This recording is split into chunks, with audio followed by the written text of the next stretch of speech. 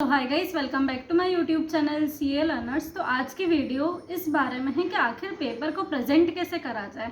सबसे पहले मैं ये क्लियर कर दूं कि पेपर प्रेजेंटेशन टिप्स बहुत ज़्यादा इंपॉर्टेंट है। ये कहीं ना कहीं जो रहता है ना, बहुत सारे लोगों को प्रॉपर तरीके से पता नहीं हो पाता है और उस वजह से आपका जो पेपर है वो अच्छा नहीं लगता। आप साल भर चाहे कितनी भी मेहनत कर लो, लेकिन वो सारी मेहनत का जो आउटपुट निकलता है ना, वो रहता है आपकी एग्ज़ाम शीट।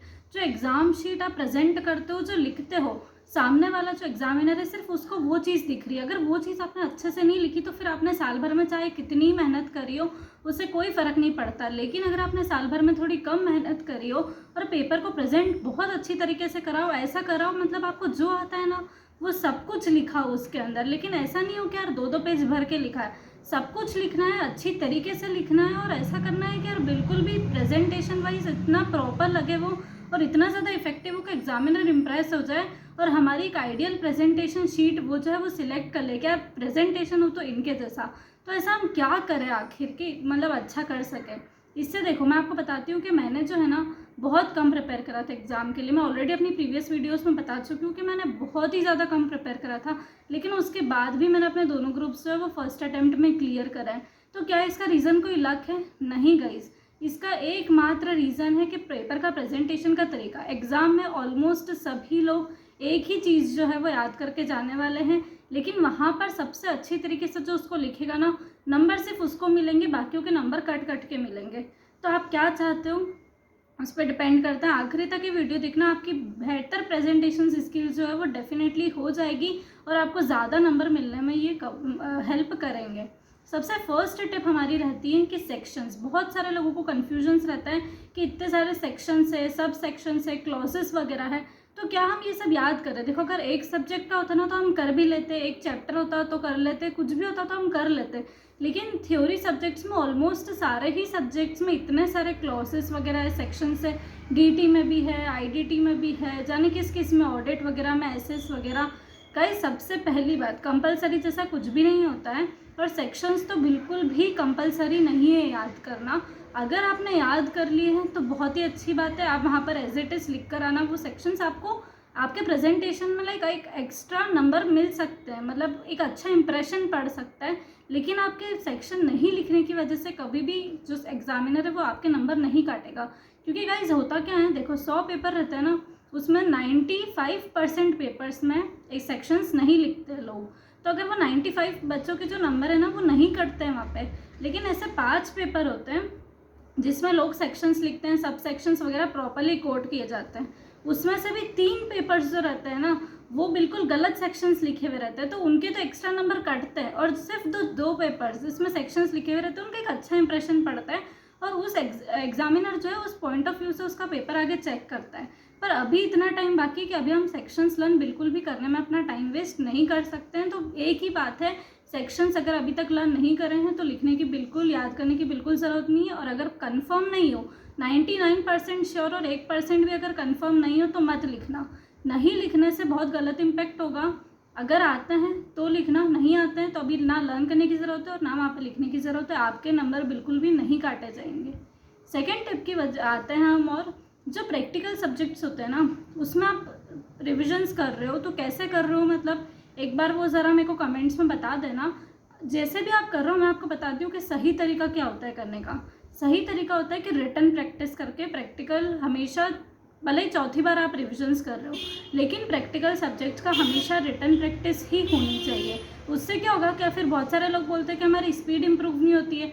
15 से 20 टेस्ट सीरीज़ वो देते हैं तो भी उस पर कोई असर नहीं होता है, क्योंकि जब आपने रिविजन्स करे ना तभी अच्छे से नहीं करा। अगर रिविजन्स रिटन प्रैक्टिस में कर लोगे ना तो एक्स्ट्रा टेस्ट सीरीज़ देने की ज़रूरत नहीं पड़ेगी अपनी इंक्रीज़ करने के लिए स्पीड को, ठीक है ना। और इसकी वजह से क्या होता है कि आपकी छोटी छोटी जो गलतियाँ आप कर रहे हो ना वो भी पकड़ में आती है। लाइक बड़ी बड़ी गलतियाँ तो हमको यूँ भी पकड़ में आ जाती है कि क्या हम सीख सकते हैं, ये सब ओरली समझ आता है। लेकिन छोटी छोटी गलतियाँ जो हमको पता भी नहीं चलती वो हम एग्ज़ाम में करके आते हैं, और अगर सबसे स्टार्टिंग में वो गलतियाँ हो जाती है ना तो आखिरी तक पेपर में उसके फिर कोई नंबर नहीं मिलते, स्टेप मार्किंग के भी नंबर नहीं मिलेंगे, क्योंकि आपने स्टार्टिंग में वो गलती कर दी है। तो ये सारी जो छोटी छोटी चीज़ें ये रिटन प्रैक्टिस से ही पकड़ में आती है। रिटन प्रैक्टिस कैसे करें, मतलब एक बहुत ही बड़ी प्रोसेस है उसकी पूरी, वो होगा अगर तो मैं आपको नेक्स्ट वीडियो में बता दूंगी। बाकी अभी आप इतना समझ लो कि रिटन प्रैक्टिस करना बहुत ज़रूरी है। थर्ड चीज़ आती है कि थ्योरी अगर पेपर है कोई उसमें, तो उसमें हम कैसे लर्न करें, मतलब एज इट इज़ पूरा ऐसा कैसा छाप के आना है क्या, कि ओन वर्ड्स में भी लिख सकते हैं, क्या करें। मतलब सबसे पहली चीज़ अगर मैं आपको बोल दूँ कि एज इट इज़ छाप के आ जाना, तो आप क्या कर सकते हो। ये मेरा बोलना तो बहुत ईजी है, मैंने बोल दिया कि एज इट इज़ लिखना है, क्या करना इतना ईजी है, बिल्कुल भी नहीं। सॉरी गाइज, आपको बहुत ज़्यादा इस वीडियो में डिस्टर्बेंस हो रहा होगा, लेकिन मतलब आज पता नहीं क्यों वीडियो के बनाते टाइम ही सब लोगों को आना है। तो हम बात कर रहे थे कि थ्योरी मतलब कैसे प्रिपेयर करी जाए। थ्योरी को हमेशा अपने ओन वर्ड्स में लिखा जा सकता है और यही प्रैक्टिकली पॉसिबल है। हम बिल्कुल भी रट थोड़ी ना सकते, मशीन थोड़ी ना है कि एज इट इज़ लिख के आएंगे पूरा छाप के। लेकिन एक चीज़ हम ज़रूर कर सकते हैं, अगर कोई हेडिंग्स वाली पॉइंट्स है तो उन हेडिंग्स का हम एज इट इज़ लिख सकते हैं। कोई पैराग्राफ वाला पॉइंट है तो उसमें कोई कीवर्ड्स वगैरह दिख रहे हैं, कोई अच्छी लाइन दिख रही है आपको, जो आपको लग रहा है कि यार कुछ अच्छा है, मतलब पढ़ने में अच्छा लग रहा है उसको, वो सारी अच्छी लाइन्स। कीवर्ड्स मतलब जिसकी अलग से एक डेफिनेशंस होती है, जो उस सब्जेक्ट के रिलेवेंट वर्ड्स रहते हैं उनको कीवर्ड्स बोलते हैं। तो वो वाले जो वर्ड्स रहते हैं वो आप एज इट इज़ याद करना और वहाँ पर एग्जाम में जाके आपको उसको अंडरलाइन करके आना है। तो ये इतनी सी बात आप ध्यान रख लेना। नेक्स्ट चीज़ आती है वर्किंग नोट्स की। वर्किंग नोट्स प्रैक्टिकल सब्जेक्ट्स में ही हम बनाते हैं, तो बहुत सारे लोग जो रहते हैं ना वो क्वेश्चन सॉल्व कर लेते हैं और बोलते हैं कि वर्किंग नोट्स जो है ना वो तो एक रफ वर्क का पार्ट है, तो वो नहीं करके आते वर्किंग नोट्स। ये जो रहती है ना सबसे बड़ी गलती रहती है, वर्किंग नोट्स को फेयर वर्क का ही पार्ट माना जाता है। Working notes is a process, मतलब is a part of a question. तो ये बहुत ज़्यादा ज़रूरी है कि आप वर्किंग नोट्स को भी एग्ज़ाम में एज इट इज़ बहुत अच्छी तरीके से फेयर वर्क के जैसे चाहे प्रेजेंट करके आए। As it is working note अगर जैसा पढ़ा है वैसा नहीं भी होगा तो चलेगा, अपने ओन तरीके से, आपका जो खुद का तरीका है ना उससे आप उसको वर्किंग नोट्स को प्रेजेंट कर सकते हो, बट वो प्रेजेंट करना बहुत ज़रूरी है। देन आता है स्टेप मार्किंग, एक पॉइंट है। स्टेप मार्किंग में क्या बोलती हूँ मैं आपको कि जैसे DT है मान लो, तो उसमें आपने 5 हेड्स नहीं करे और टोटल इनकम का क्वेश्चन आ गया, तो आप बोलोगे कि यार हमने 5 में से सिर्फ 3 ही हेड करे थे, तो अब हम तो टोटल इनकम का क्वेश्चन अटैम्प्ट ही नहीं कर सकते, और अगर हमने कर भी दिया तो हमको नंबर नहीं मिलेंगे। ऐसा नहीं है गाइस, आपने जितने DT में जितने हेड्स करे हैं, डिडक्शंस आता है, आपको जो कुछ आता है क्वेश्चन में वो आप लिख के आ जाना, क्योंकि एग्जामिनर की शीट में पॉइंट्स मतलब जो मार्क्स रहते हैं ना वो उसका एलोकेशन ऐसे होता है कि अगर ये लाइन लिखी है, ये सम सॉल्व करा है, ये इतना पार्ट सॉल्व करा है तो इसके इतने नंबर। तो आपने जितना भी करा है उसके हिसाब से जितने भी नंबर एग्जामिनर की शीट में एलोकेटेड होंगे उतने आपको मिल जाएंगे। तो स्टेप मार्किंग जो है ना बहुत ही ज़्यादा क्रूशल होती है। हम प्रैक्टिकल क्वेश्चंस में क्या कर लेते हैं, अधिकतर हम बिल्कुल एकदम कट शॉर्ट करके जो फाइनल आंसर होता है ना वो सिर्फ वो लिख के आ जाता है। वो फाइनल आंसर हो सकता है गलत हो तो आपको उसके नंबर नहीं मिलेंगे, लेकिन अगर आपने स्टेप्स लिख रखी है प्रॉपर, तो अगर एग्जामिनर को समझ आ गया कि बच्चे ने सिर्फ यहाँ पर गलती करी उसकी वजह से उसका पूरा गलत हो रहा है, तो वो आपको उस बेसिस पे नंबर देगा। ठीक है, तो स्टेप मार्किंग के बहुत अच्छे नंबर होते हैं। तो ऐसे बिल्कुल प्रेजेंट करना जैसे कि वो सामने वाला बच्चा उसको कुछ समझ नहीं आ रहा है, इस तरीके से अपना पेपर जो है वो प्रेजेंट करके आना है, और हर एक स्टेप्स बिल्कुल क्लियर लिखनी है, लाइन छोड़ छोड़ कर लिखनी है, और एकदम प्रॉपर तरीके से जो है सारी स्टेप्स लिखनी है, एक भी स्टेप बीच में खानी बिल्कुल भी नहीं है। ठीक है, और फिर लास्ट में फाइनल आंसर लिख के उसके आसपास ब्रैकेट बनाना है, यानी कि उस पर एकदम ध्यान चल जाए। नेक्स्ट आता है फिर कि प्रॉपर एक फॉर्मेट होना चाहिए पेपर का, मतलब जैसे कि आप प्रैक्टिकल क्वेश्चंस कर रहे हो या फिर थ्योरी के अगर आप आंसर्स भी लिख रहे हो, तो एक थ्योरी का आंसर लिखने का भी एक प्रॉपर फॉर्मेट होता है। वो फॉर्मेट मैंने अपने पहले वीडियोस में बता रखा है, और अगर आपको जानना है तो आप मुझे कमेंट सेक्शन में बता सकते हो, मैं एक और वीडियो थ्योरी और प्रैक्टिकल के आंसर्स कैसे प्रेजेंट करने हैं उसके ऊपर बना दूंगी। थ्योरी में आप एक प्रॉपर फॉर्मेट होता है, सबसे पहले जैसे डेफिनेशंस, फिर प्रोविजंस वगैरह ये सब बहुत सारे होते हैं उसमें। और प्रैक्टिकल का फॉर्मेट से मेरा मतलब है जैसे अकाउंट्स हो गया मान लो, तो उसमें पर्टिकुलर्स, डेबिट, क्रेडिट, एक कॉलम बनते हैं प्रॉपर, बीच में वो जर्नल फोलियो का बनता है। ये सब चीज़ें ना बचपन में करते थे, 11th में करते थे बहुत ज़्यादा, क्योंकि उस टाइम नया नया आया था। उसके बाद से तो हम जैसे भूल ही गए, अब तो हम एकदम प्रो लेवल पे खेल रहे हैं, मतलब हमको फॉर्मेट्स की ज़रूरत ही नहीं है, हम एकदम बिंदास तरीके से पेपर में जहाँ जो मन होता है वो लिख के आते हैं। ऐसा बिल्कुल भी नहीं है गाइस, आपको एक प्रॉपर फॉर्मेट का ध्यान रखना है।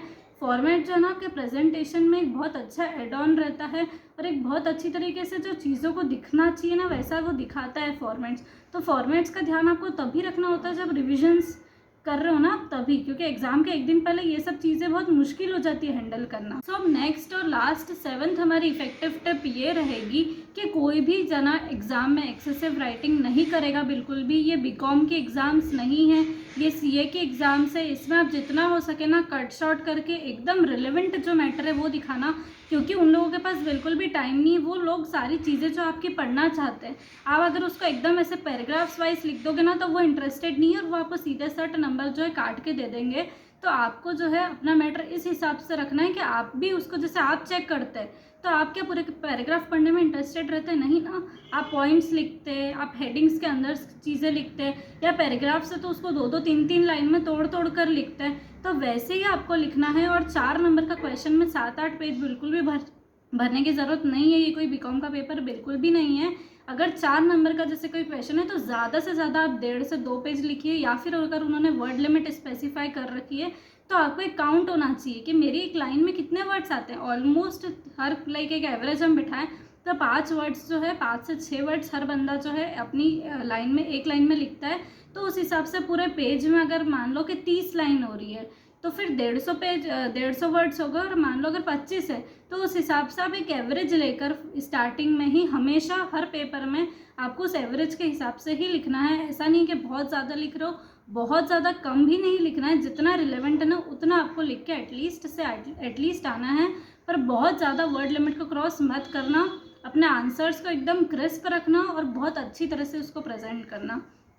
तो अगर ये वीडियो पसंद आई हो तो वीडियो को लाइक करना ना भूलें, चैनल को सब्सक्राइब करना ना भूलें। So thanks for watching.